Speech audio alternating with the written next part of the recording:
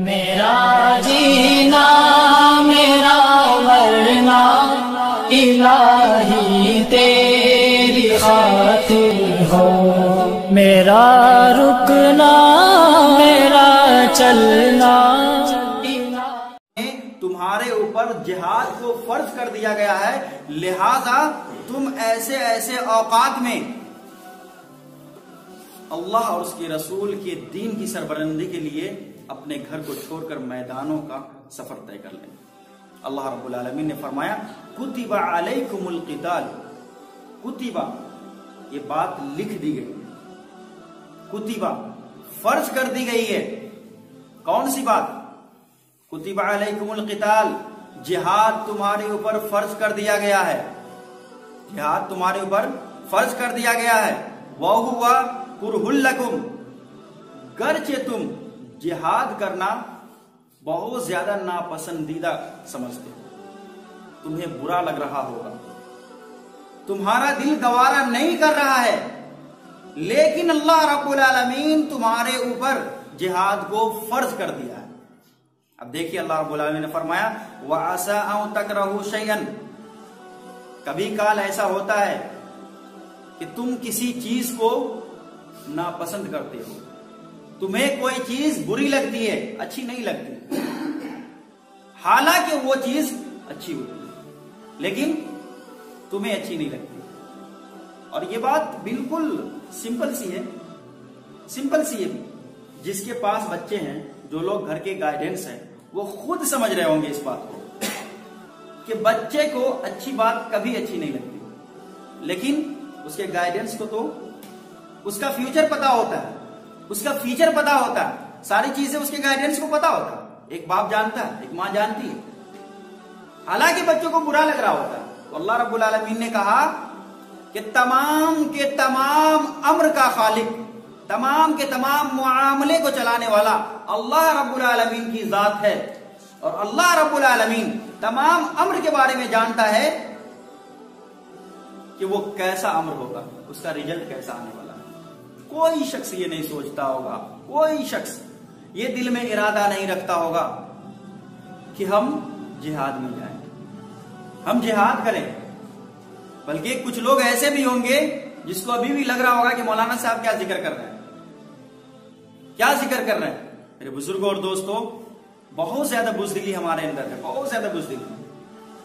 حضرت علی رضی اللہ تعالی عنہ کی زندگی کے اوپر، اس کی بات کے اوپر آپ قربان جائیں۔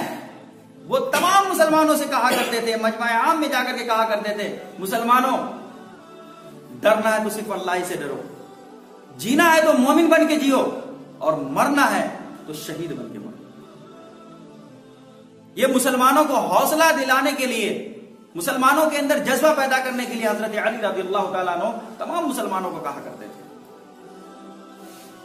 خیبر کا قلعہ فتح نہیں ہو رہا تھا، اللہ کے رسول صلی اللہ علیہ وسلم کہتے ہیں کہ اب میں ایسے شخص کے ہاتھ میں جھنڈا دینے والا ہوں جس سے اللہ رب العالمین بہت زیادہ محبت کرتا ہے، اور وہ بھی اللہ اس کے رسول سے بہت زیادہ محبت کرتا ہے۔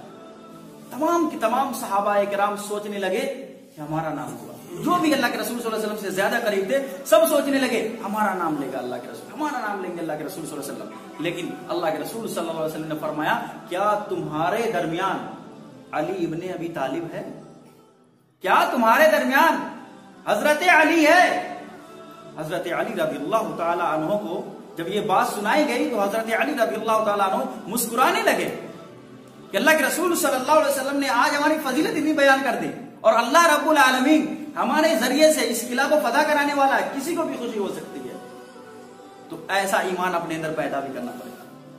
اگر ہمارے اندر یہ بات کھٹک رہی ہے کہ ہم جنگ میں جائیں گے، شہید ہو جائیں گے، ہمارے بچے کیا کریں گے، ہم پراپرٹیز کیسے بنائے ہوئے اس کا حساب کون لے گا، کیا کریں گے، تو پھر ایسے ایمان والوں کی کوئی گارنٹی نہیں ہے۔ ایسے ایمان والوں کے لیے وعیدیں آئی ہیں، پہلے سنیے اس کے بعد پھر میں بتاتا ہوں۔ اللہ رب العالمین نے فرمایا کہ بہت زیادہ یہ بات ممکن ہے، قریب ہے کہ تم جس چیز کو ناپسند کرتے ہو وہ تمہارے لیے بہتر ہوا کرتی ہے۔ وَعَسَىٰ أَن تُحِبُّوا شَيْئًا وَهُوَ شَرٌّ لَكُمْ، اور جس چیز کو تم پسند کرتے ہو، یہ بات بہت زیادہ ممکن ہے کہ وہ تمہارے لیے بری ہو۔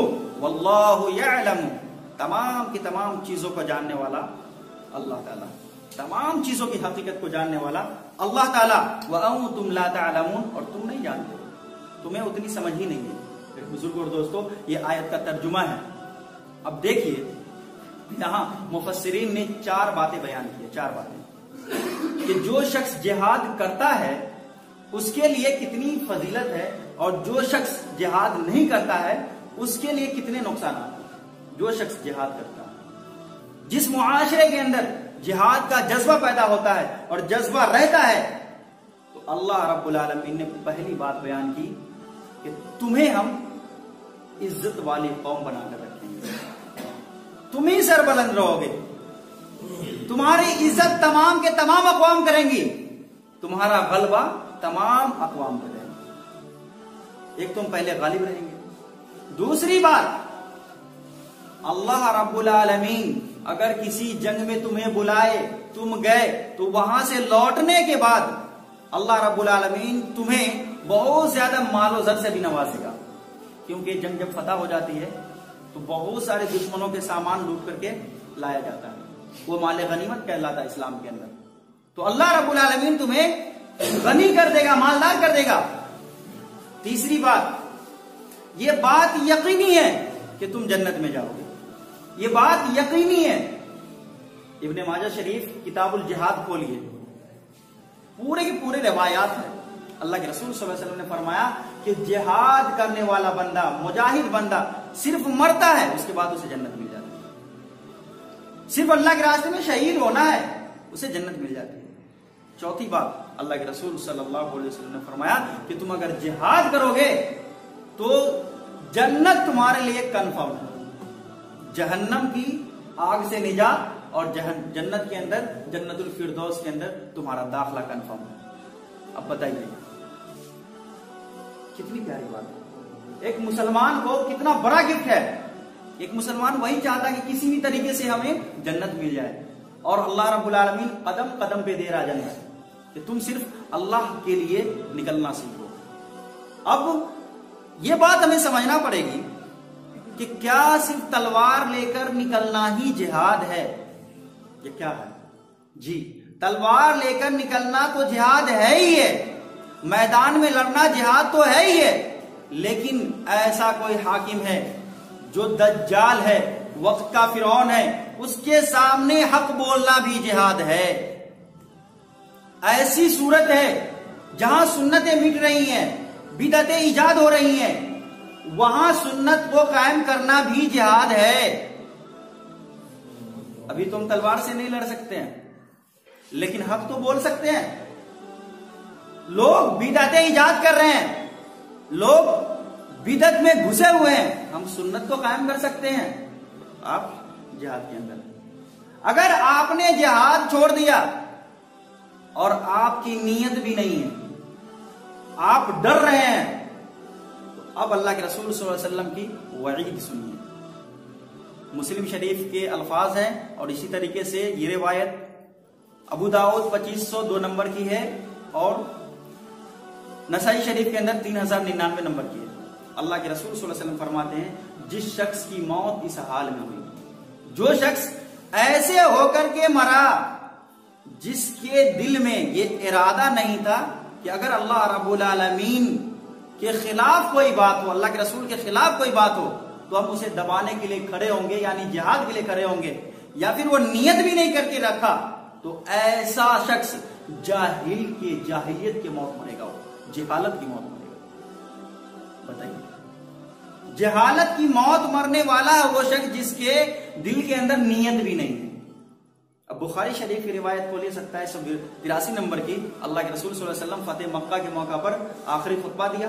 اللہ کے رسول صلی اللہ علیہ وسلم نے فرمایا کہ آج کے بعد سے ہجرت نہیں ہے، مکہ فتح ہونے کے بعد اب کون سی ہجرت باقی رہے گی؟ اب ہجرت نہیں ہے، لیکن 2 چیزیں باقی ہیں، ایک تو جہاد اور اس کی نیت۔ تو جہاں جہاد ہو رہا وہاں جہاد ہے، اور جہاں جہاد نہیں ہو رہا تو اس کی نیت ہمیں اپنے دل میں رکھنا ہے۔